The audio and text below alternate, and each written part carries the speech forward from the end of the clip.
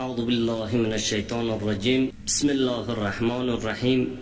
الحمد لله رب العالمین و الصلاة و السلام علی سیدنا و نبینا محمد و آله الطیبین الطاهرین سیما بقیت الله فی الارضین. ایام فاطمه ایام مظلومیت است، ایام غربت حقیقت، ایامی است که دلها به یاد بانو می سوزد که همه هستیش را برای دفاع از ولایت و دین خدا تقدیم کرد.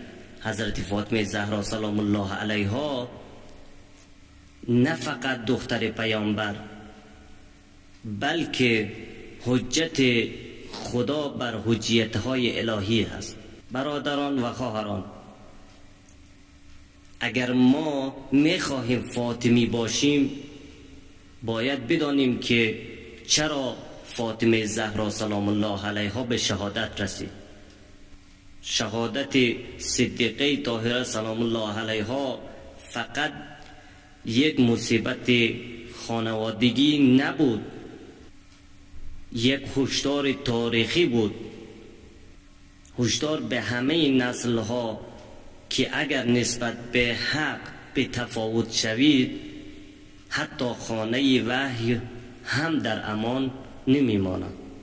حضرت زهرا سلام الله علیها در اوج جوانی با بدن رنجور اما با ایمان استوار به مسجد رفت و خطبه خواند و از حق دفاع کرد و فرمود من آنچه که وظیفه ام بود ادا کردم، شما اما چی کردید؟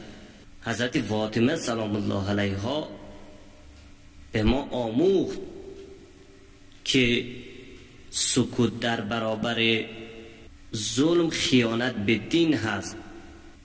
آموخت که دفاع از ولایت هزینه دارد. آموخت که اگر حق را تنها گذاشتی فردا باید پاسخگو باشی. امروز فاطمی بودن فقط اشک ریختن نیست. فاطمی بودن یعنی پای دین ایستادن. حتی اگر تنها بمانی، فاطمی بودن یعنی حق را بشناسی و از آن دفاع کنی حتی اگر هزینه داشته باشه. فاطمی بودن یعنی علی زمانت را تنها نگذاری. پس بیاییم فاطمی گونه باشیم. خداوند انشاءالله به ما توفیق بده